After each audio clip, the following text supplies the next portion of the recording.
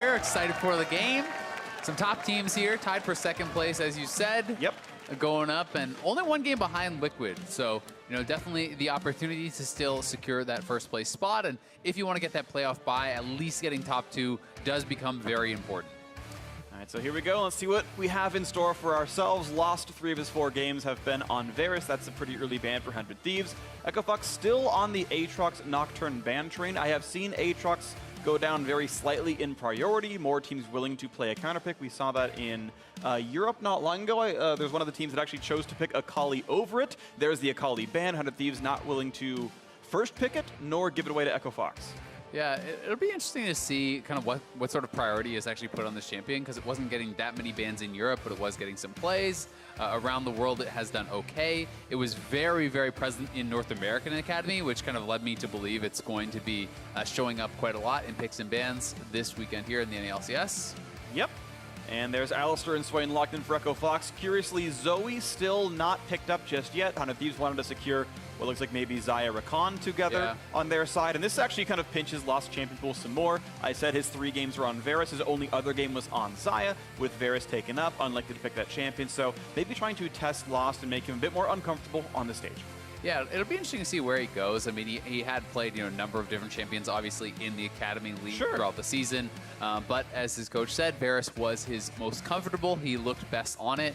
The 3 games that he had won lane were all on Varus. It's ended up doing well in the Xayah game regardless, but didn't have as strong of a laning phase. So I think it's smart for teams to kind of push him off some of that comfort and see how he can perform outside of those picks, make him show you something. Ooh, there we go. Oh, the locked in Yasuo. Right, they went for Alistar already seeing Rakan, which means they were hoping to get a counterpick going. Zoe, obviously the cream of the crop mid laner everyone thinks of.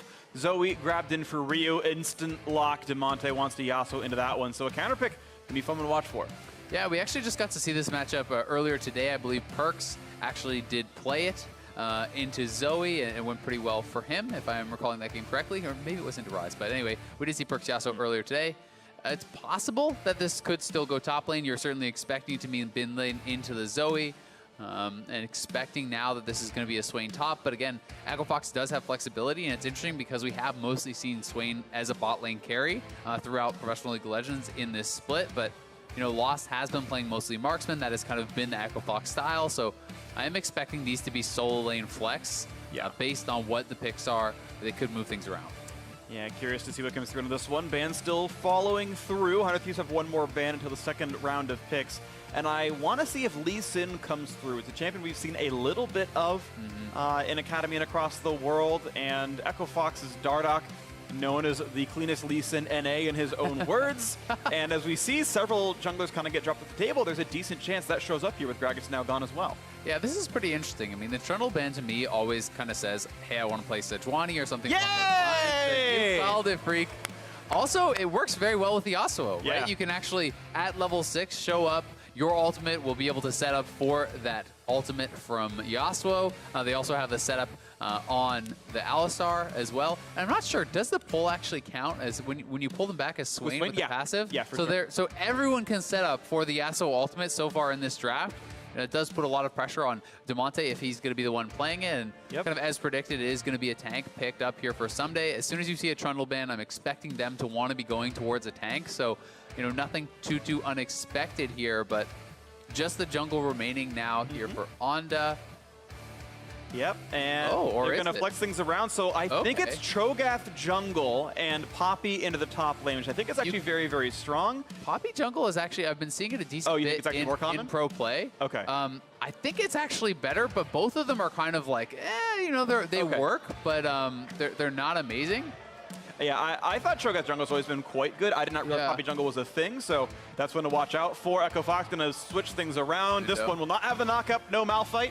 To be fair, wouldn't have been good in a Cho'Gath, I don't feel like, but either way, a Moon for the top lane. And of course, Lost is on a mage down here. Unless you're flexing the Yasuo to him, we're seeing Swain, Alistar bot lane with that Yasuo going mid versus Zoe as we saw earlier. And this is going to be the first Lee Sin in the NALCS this split. Thank you, Stats, for the heads up on that one. And this is going to be exciting. It's looking like Poppy jungle as well. So, that is what I thought. Even just looking at solo queue stats, it's a 51.3% win rate for Poppy. Cho'Gath is actually tied for the lowest win rate of champions that are being tracked in the jungle. So it makes sense to be playing that Poppy jungle. I think it is very, very strong, both against the Lee Sin and the Yasuo. Being able to use that heroic presence can be pretty powerful there to interrupt any of the dashes from the Yasuo, the Q in from that Lee Sin. Yep. And this is going to be a 100 Thieves game where they, again, want to go late. They want to have that marksman take over. Yeah. Pretty cool stuff, though, from Echo Fox. It's been a while since we've seen any mages, really, in the NALCS bot lane. So Lost bringing it out, and this is something that he now has an opportunity to prove himself on a new kind of class of champion, right? If he can show a really strong game on Swain here, we know he can crush on Varus. We know he had that strong game on Xayah as well. If he can show this here too, that just makes it even harder to do drafts against Echo Fox, and they're already such a flexible team. Gonna be fun to watch for. Here we go into our game.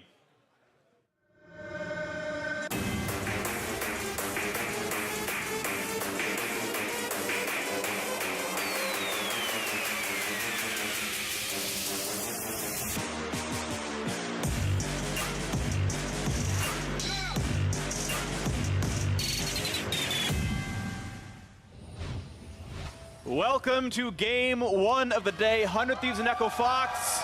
Only a single game behind first place right now. These teams tied for second. Man, I'm so excited for this game. I am too. I'm just looking at the champions again. If you're not hyped, you're not breathing. I mean, this is going to be a pretty sick one. Yasuo, Lee Sin. We got the Swain Alistar. Such an explosive combo here. Azale, I got more for you. Okay. So, Anda played one game of Poppy Jungle earlier this week, and he went Warrior, Guardian Angel, Sterix, full damage. Okay. Other people were doing tank, they're going Cinder Hulk, but we've seen some Warrior Poppies and solo queue as well, so I want to see full aggro. I'd be really excited to see that. I don't know that we will, especially when you're playing, with a hyperscaling kind of crit marksman here. I think that, he's going to want to kind of be that front line. You have Onda and Sunday as that front line. After move for the hard engage. Ryu is your poke, and your consistent damage is going to then be Cody's Sun. Sure. But hey, especially if you're having a good game, I think if you get a quick start, maybe you do go for a bit more damage. I have seen people even doing stuff like Triforce Poppy. Right. I have seen much more aggressive Poppy top builds where people are more commonly going things like Carry and Ignite even. So there is room to go for that aggressive style of Poppy, and your dueling in corridors against someone like Lee Sin is actually pretty strong, because if you invade and you're fighting in the jungle, there's a lot of walls that you can slam them against. You're denying that kind of Q from flying through and actually connecting with that resonating strike. So definitely potential to go aggressive.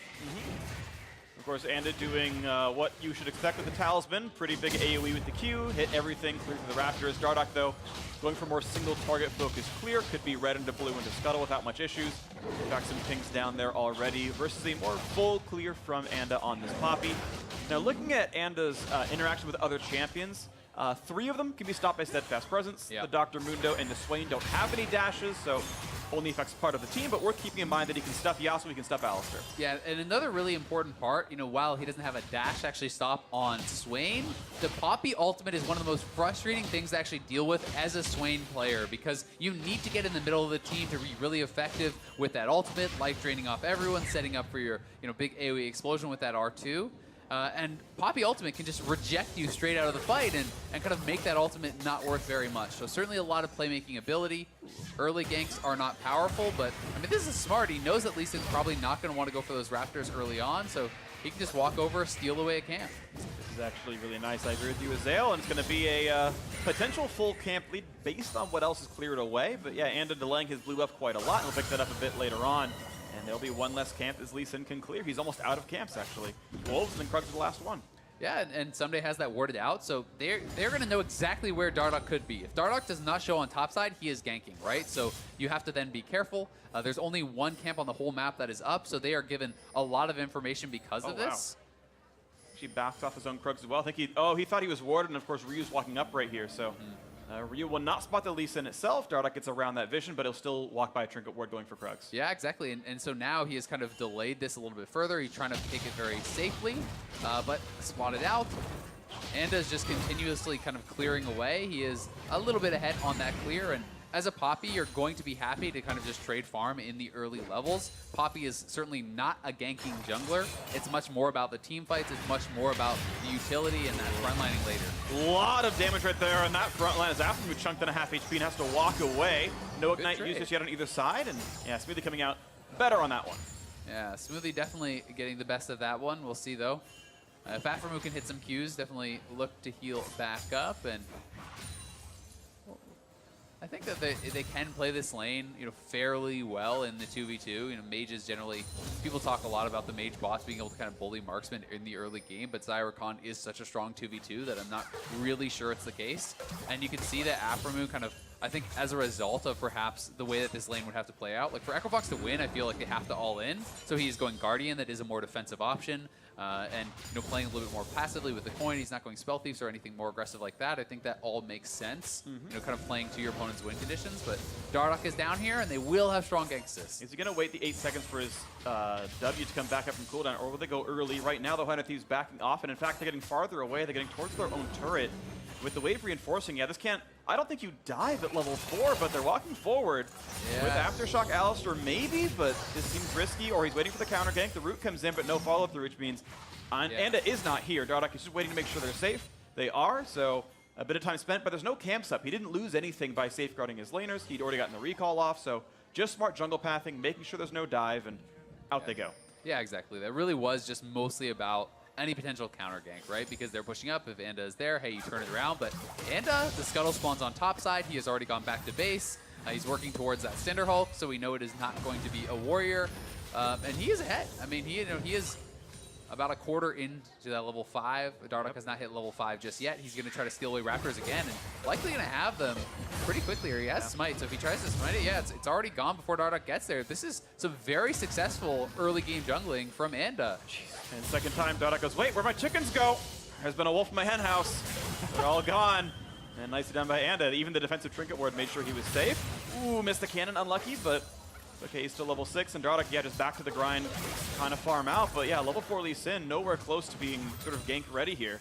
Yeah, really good early pathing. It's time for Anda to just cover him, right? Because he's saying, okay, there's not much for me to do. There's no jungle camps out on the map. All Dardoch could really do is look to gank, and he's just kind of hanging around because of that. He's actually going to spot Dardoch now. We'll see if they want to try to go for any sort of fight. They could potentially dive Damonte. I mean, if you get a flash stun on Damonte there, he is in kill range, but would be a bit of a risk. Anda gets the controller taken away. Dardoch puts a defensive trinket ward down and goes back for his own jungle. So maybe the bleeding can stop for now unless Anda wants to flash over a wall or blast gun into that play. And he will try. Smites up, gets it. Big Krug goes over to Poppy. And that is even more taken away. Is playing so well, and he's level 6 off that now. He really is holding Dardoch down. This has to be frustrating for Dardoch. And Oni over here also got to be careful, Oni. Not quite the stun. That was very close to being maybe very painful. Could have been a good chain of damage, of course.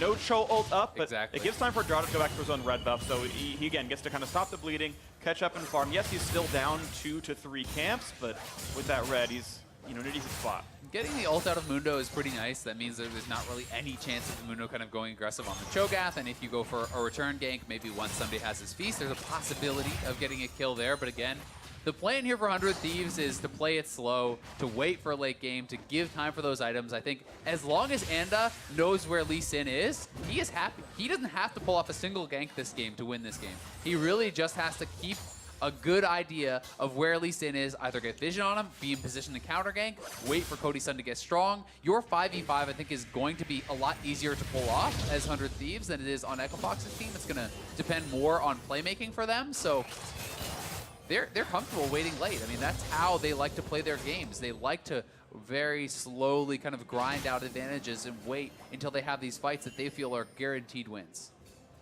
And 100 Thieves, always, as you mentioned, happy to play slow, and as they do scale up, their farm is equal basically everywhere. The gold, actually 600 ahead. A lot of that, of course, is Anda in the jungle. His individual lead is about 500, so that is most of the heavy lifting. Scuttle this time does go to Dardoch. He is 6 in the lead Sin, so some elements of usability here for the red side. But yeah, 100 Thieves, as you're saying, game going according to plan. Echofox, though, not too bad about scaling themselves. We're seeing a Rod of Ages build for the Swain, so that's going to be a bit of growth coming in for him as well. Echofox don't seem to be trying to rush the plays, at least. Yeah, I mean, it's by no means are they going to get outskilled, in the next 10 minutes or anything like that. It's going to be a long time, but generally I do favor the team with a marksman in late game team fights, especially when they have strong front line and setup. I think that's easier to pull off. If you get that perfect combo, though, if they can catch Ryu or Cody-san, kick them in, combo them up, burst them down with a Yasuo, certainly there is always potential there from Echo Fox, and I think their skirmishing is going to be really, really strong on 1-2 items also here. Once you have, Roa and Zhonya's on Lost and Damonte is on, PDIE, that kind of timing, I think they really do excel and could look to win a lot of those team fights. And right now, no team fights to be had. Almost 10 minutes in, no first blood, and nothing really even looked like a gank, only backfilling lanes to make sure people feel safe, and it is just people trading farm back and forth. Dardoch pretty close, once again on gold though, only 2 CS down. Here comes the first maybe real attempt at a kill as Huni will be flanked. Will be able to chain hard crowd control. A snapcast pop ult into Choke FQ would be something. And right now, waiting around, puts the Ghost Pour behind him, and now looks like maybe the play. Huni at half HP, pops the ult, nice flash, gets away from the charge. And that will be a knockup, but is it going to be enough damage afterwards? A chain of CC, trying to have enough with the ult. Is it going to be enough with Feast? And it is the first blood in the top lane. Someday grabs 400 gold. So nicely done there. They know their limits, and that is 2 tanks. They can take so many tower shots. Chasing in onto Huni, they get the flash, they get the ult, the first blood, and the Feast stack. So really could not have gone better there for the 100 Thieves. It was a good flash from Huni to actually avoid being knocked up in the snapcast ult. So now he has the aftershock, so ridiculously tanky for that turret, and Someday just waiting, making sure he has enough to actually get that kill with the Feast. And he hadn't even bought there. So those top laners were pretty kind of weak at that point. They both go back to base, buy up a full item now, and Someday's going to be feeling good about that one. And of course, it is going to be full tank out of Anda right here, at least to start out. That is a Cinder Hulk on him. But yeah, as you're mentioning the buys coming through, Huni actually had a TP back to lane to catch the farm. Someday actually walked and lost almost nothing. So now teleport advantage for the 100 Thieves top laner. Remember, a 6-minute teleport cooldown, so quite a while until Huni can help a side lane. This could help 100 Thieves find more to do. Yeah, they could look potentially for a dragon, but it's actually Echo Fox starting that up.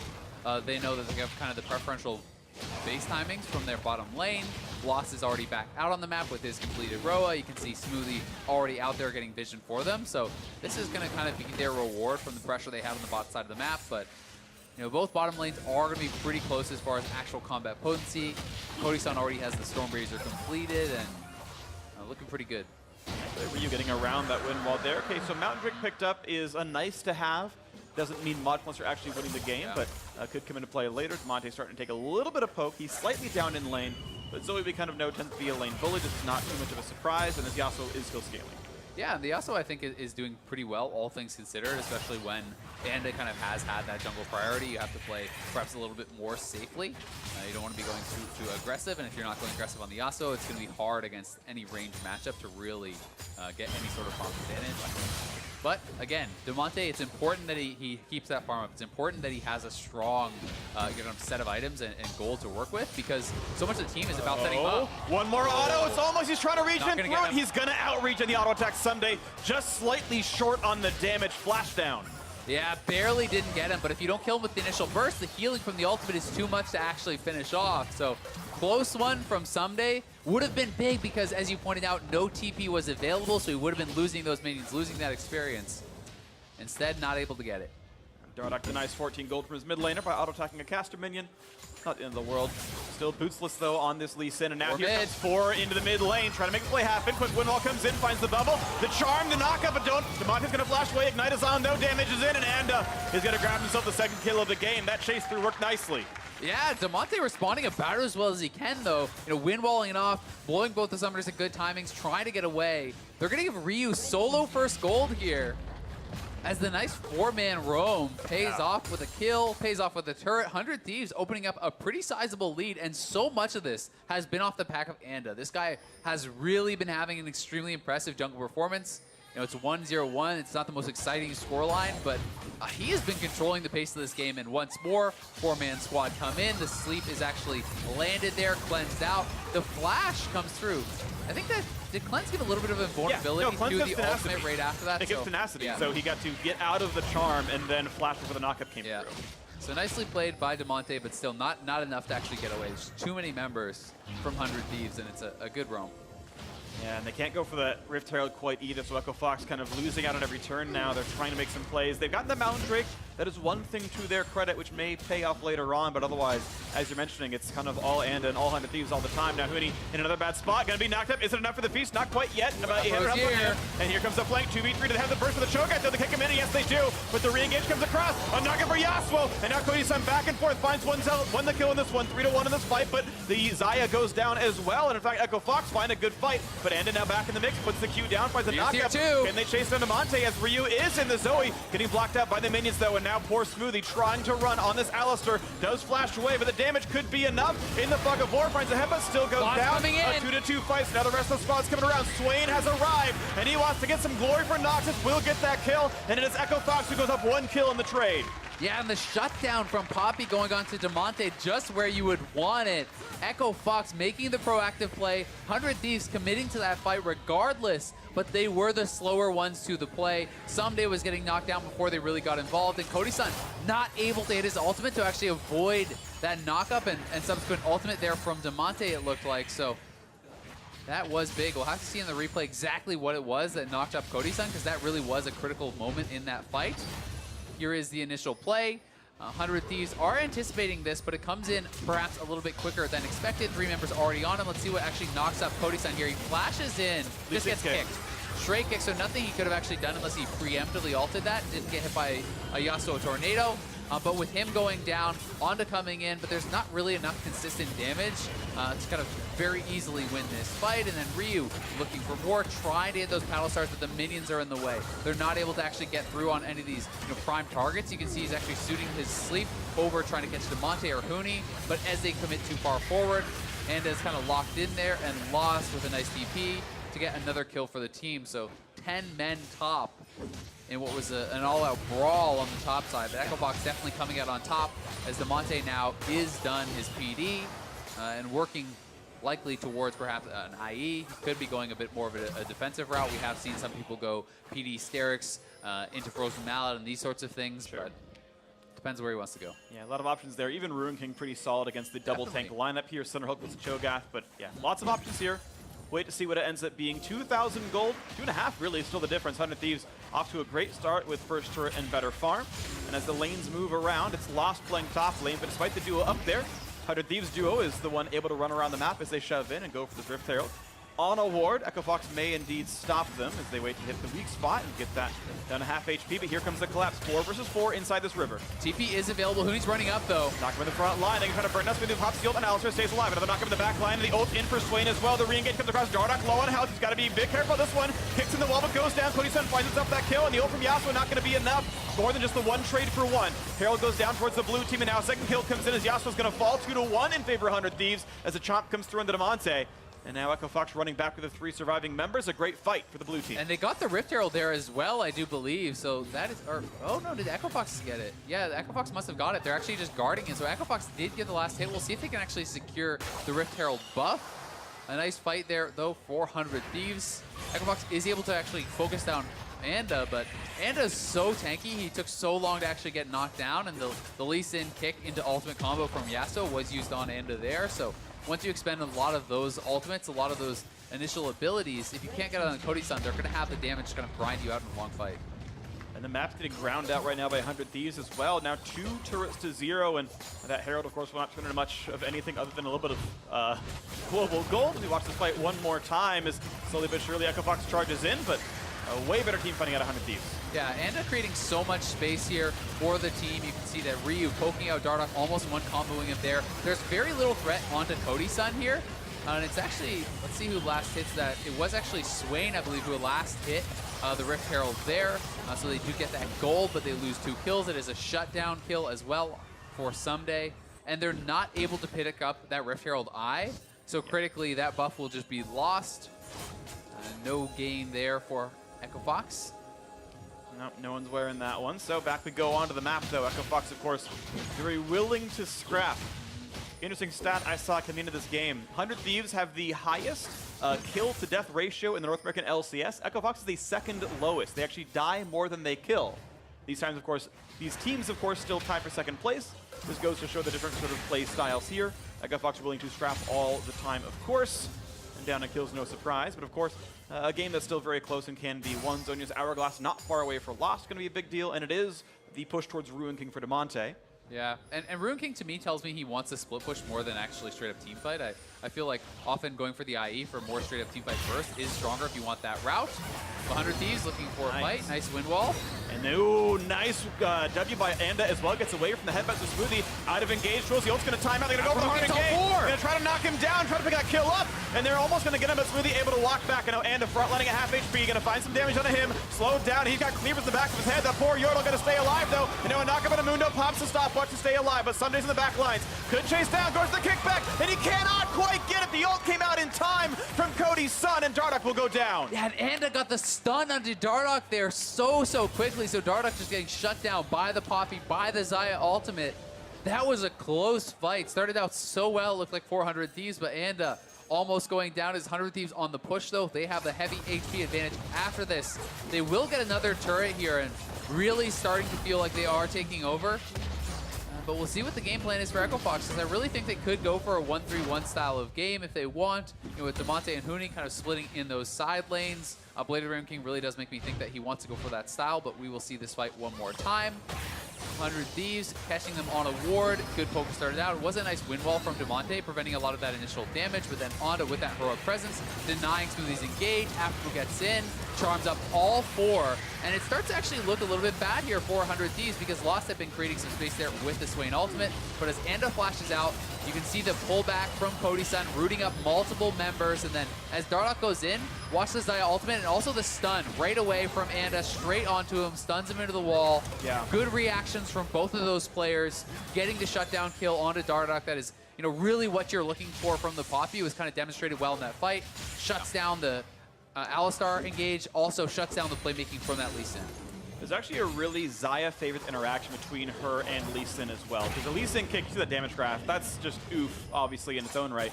But Lee Sin, during the quarter-second cast animation, actually roots the target. So you actually cannot, like, reactively arcane shift or reactively, like, rock jump on Triss, but because you can ult out of a root. But exactly, Xayah ult can fly up in the air through a root. Weird as it looks, is possible. So he can see Lee Sin coming in. Cody's son can hit R during that animation. It's an instant cast, and is suddenly untargetable. No longer can be kicked, and it makes it much easier to survive all these things. And you have to basically blindside the Xayah if you want to get that kick. So kind of unfortunate for Dardoch, but it's just not a viable target most of the time. Yeah, that makes it really tough, though, right? Because who do you go for? It has to be Cody or it has to be Ryu, and Cody really is that big target. And you can say, oh, well, it should use something else first and make him waste it and then do it. But there's a Poppy peeling. There's, you know, so many people peeling for him, like the Rakan and the Cho'Gath. So you're going to get silenced, you're going to get stunned.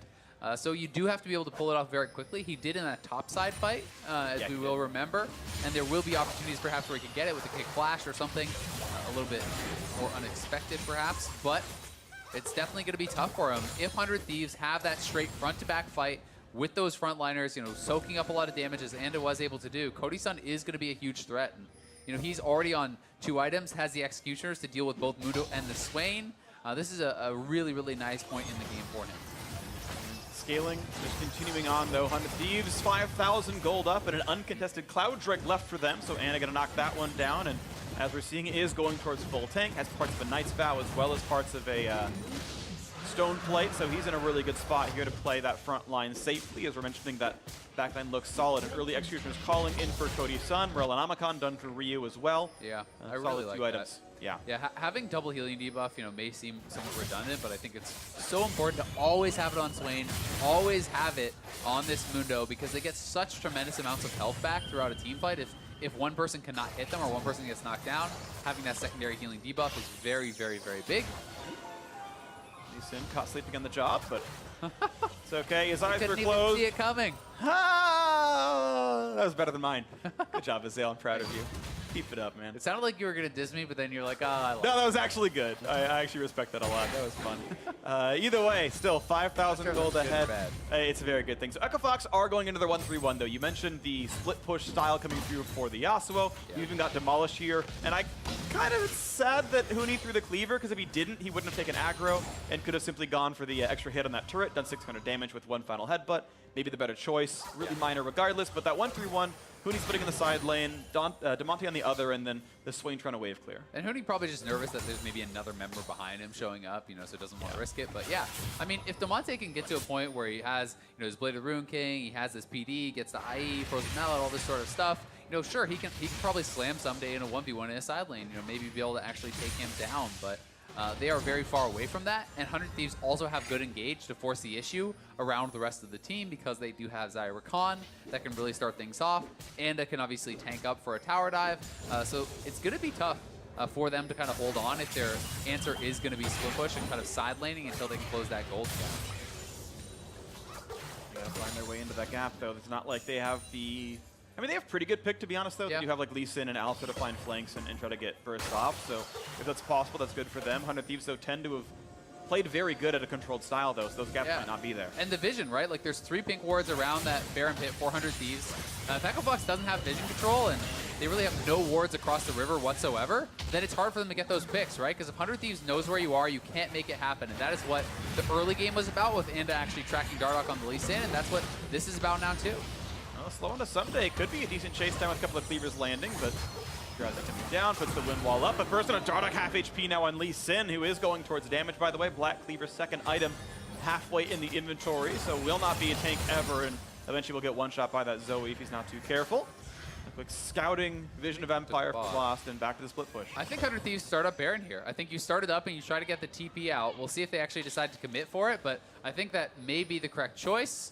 You can't just ignore Huni on the bottom side. You know he has Demolish. You're going to be giving up a turret. They're hoping that they can actually just get a turn and fight. For now, we'll see what happens. He's drowsy and down really low, and ult's actually late as well. It's the worst of all worlds. Smoothie now they heavily injured, missing an ultimate. He's out of this fight. Huni gets that kill finally on the bottom side. First turret on the board for Echo Fox, but look at this. It's an uncontested Baron at the very start of this one. No Blast Cone either. Ryu now gets the Blast Cone just in time. Dardoch can knock down the red. Right now, there is some vision. Now gone. 6,000 health on the Baron. Huni's TP. Here it is. Ward's going to start. Lots of wards in the pit. And it kicks back the jungler, but they're not going to go for the commit just yet. Maybe they could have burned it down, and maybe they still will try. But they're giving time for Lee Sin to rejoin the fight. 100 Thieves now. Are they going to get that battle? Huni taking damage from Baron and stuck inside the pit. He can. Will they get out with a flash? A double knock up for the Rakan. Big damage. The silence across as well. And Dardoch is gone. The chomp coming through. A second one across already. 5v3 in this fight. And Demonte is forced to run away. Gets a double knock up, but does he have enough damage? He's ignited. He's silenced. He's got to go down. Iframu getting himself another kill. It's 3 for 0, and Laz is just running. But this is what that game might be for Echo Fox. The 4th kill comes through. 11 to 400 Thieves. Complete control. The clean 4 for 0. 100 Thieves with a perfect setup. They will get this Baron here too. They have the smite. Dardoch is dead. Huni is not even going to try, and 100 Thieves have full control over this game. This is really clinical around the Baron from them. With 4,000 health left on Baron, no one is around. It's going to be picked up cleanly. The chomp, and it's nowhere close, of course, for Sundus. The spike comes through. Gold lead 8,000 in the reset now for a game-warping push. Yeah, just such good stuff from them. Seeing Huni on the bottom side, not only did they chunk out Alistar, get his ultimate, they force in the TP, they have Huni locked in this pit, and it's already a very awkward fight. Smoothie has no ultimate, he's at low health. Huni is locked in the Baron pit. Aframu is baiting on this pink ward. The double knockup into the knockup from Cho'Gath there. Cody-san following with that Featherstorm, gets the ultimate, the pull through, multiple roots there, and everyone just gets shredded. That was such a good CC chain from Cody-san. Someday and Aframu there onto multiple members, and they were already starting the fight at such a disadvantage that once that goes wrong, there's no chance to win it. So Echo Fox now, it's just praying for the split push, praying he can hold out, but it's going to be tough with this Baron buff. And sadly, the Lee Sin gamble did not pay off for Echo Fox. He got outpassed in the early game, and now in the 0-4-3. Dardoch has been one of the very best performers on Echo Fox, and having one of his worst games so far here as bot lane tier 2 falls, 5 turrets to 1.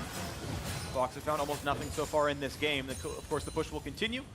2 minutes and change still left in this buff, so a lot to go for. A quick root, a pullback on Cho'Gath, but look at the engage. They're happy to go for that one, and down goes Huni. The biggest tank is gone already, and Alistar to follow. 2 for 0 into the base. They run. 100 Thieves looking for a very quick one in this one. 28 minutes and rushing down absolutely everything. The turret's falling. The inhibitor will drop as well. 100 Thieves sure to take this one down. Just absolutely slamming through Echo Fox there. Cody-san has the IE completed, making easy work of that front line. Dardoch going to try something, but this one is over. I'll add some of the damage stats, but another death in the column, 15-4. 100 Thieves take control of second place. They will be challenging Team Liquid for the top spot, with the finalists from Spring on top here today. And looking so good against some of their toughest competition here in Echo Fox. 100 Thieves clearly establishing themselves as a step above Echo Fox today. They played very well. I think the Poppy pick was kind of a master stroke there from Anda, from Prolly, whoever decided to actually lock that in. It works so damn well at shutting down the playmaking from 100 Thieves, and I think Anda really set the pace of this game. He tracked Dardoch nonstop. He was able to take away multiple sets of those Raptors and really got himself a good advantage, and it just felt too hard for Echo Fox to make the plays they needed when they had to fight through Poppy, through Cho'Gath, through Rakan. It just didn't seem possible. Yeah, incredibly good team fighting for 100 Thieves. Fun stats to bring out. This is the first time with this lineup they have a winning record playing non-funnel. They were 3-3 with that coming into the day. They had started 0-2 when they tried it out. Slowly but surely they figured out what they wanted to do with this lineup here. And of course they are alone in second and only half a game behind Liquid in first. Echo Fox 3-2 on this roster, and those wins are all actually against teams with negative win rates for the most part. I should say actually for the most part, not all of them. But yeah, that idea of maybe Echo Fox being their ceiling of being the best team in the league. I mean, this was, of course, a very rough game for them. And with 3 to play, we have to see if they can hold on to a bye. Right now, it's out of their control. Yeah, it definitely is. And I mean, it does bring up some more questions, right? Lost, I think, has looked very good on Marksman. They bring out this style. I think he played fine, but obviously was not dominant by any means. And to me, it's a tough game to judge because I thought Huni played pretty well. It seemed like the bot lane was doing fine. Yeah. But it just, to me, felt so much about the junglers, and I felt like Anda just straight up did way more than Dardoch. The fact that Lee Sin was never able to even get any ganks off early, that he was getting out-leveled and out-farmed by a Poppy who was just worth so much more and shut down so much of the playmaking of 3 of the characters and can knock out 2 of the characters who need their ultimates. It was domination from Anda. Yeah, I absolutely agree. I thought he had one of his best games, if not his best game so far on 100 Thieves, if not of his LCS career. I thought he was absolutely wonderful here today. And yeah, just a deserved win for 100 Thieves where individual plays were the difference. And the overall team never left up control. Beautiful stuff. But for now, we're going to hand it off to Avli for an interview with the victorious 100 Thieves support. Thanks, guys. Quick win for 100 Thieves today. Aphromoo, congratulations on your victory for the battle for second. I just wanted to ask you, I mean, what if, depending on the rest of the games for today, you guys may be able to lock in a spot for playoffs. So what would locking in mean for the team? Locking it in, definitely something we wanted to have. But right now we're practicing for playoffs. So we're doing our best to have clean games. Our scrims are very intense, I would say, very frustrating and stuff like that. Happy we can pull out the win today. I want to ask you, some of the big news for this week was Zix actually leaving CLG, and having worked with him for so many years, what do you think about his departure? Sucks, but Tony's a great coach, and definitely think he's one of the best NA coaches that we have. He's going to find a home no matter what, and for me leaving CLG and him leaving CLG, I know how he feels and stuff like that. I talked to him after he left, and he's pretty sad, but he's doing okay. He's going to be here for the CLG TSM match, so you'll see him around. So looking at that match, if CLG is able to beat TSM today, you guys lock for playoffs. So as an old leader on that team, what do you think they need to change in order to pull off these wins? Well, CLG definitely has insane early game, like every game. From playing against them, their mid game is very wonky, where they're all off balance and stuff like that. I think just because they don't have someone that is very decisive and what they want to do. I think a lot of them all have their own ideas and stuff like that, but if they can snowball really hard in the early game and take that and go for the win, it's probably their best bet. Other than that, TSM still is looking pretty good, even though they got backdoored by FlyQuest last week. But my vote's on CLG. Do you think there's anyone on CLG right now who could step up and maybe take on a shot calling role? It's really hard. If you've never done it before, I don't think you can automatically do it in the first time you've taken on that role. So from my perspective, I definitely value him as being able to shot call and stuff like that. So I thought it would be him for the last 2 splits, but it seems they're still having a little bit of troubles, and it's a hard thing to focus on where it's your play versus shot calling. So usually if you focus on one the other one falters. And I think they're just trying to find the balance and stuff like that. Well, Efremu, thank you and congratulations again on your victory. And for more on the game, let's hear from the State Farm Analyst Desk. Thank you very much. Obviously, some thoughts from Efremu as they take down EchoFox in a very decisive victory between two teams tied in the standings, vying for second place. They didn't make it look like a second place matchup. Yeah, and looking back in the record books a little bit, the very first time these teams played in spring, EchoFox won. The next 4 times they have now played, 100 Thieves has won. So I definitely feel now like 100 Thieves has kind of proven they have EchoFox's number. Huni's never been able to take over games against them, specifically the way they shut down Dardoch here.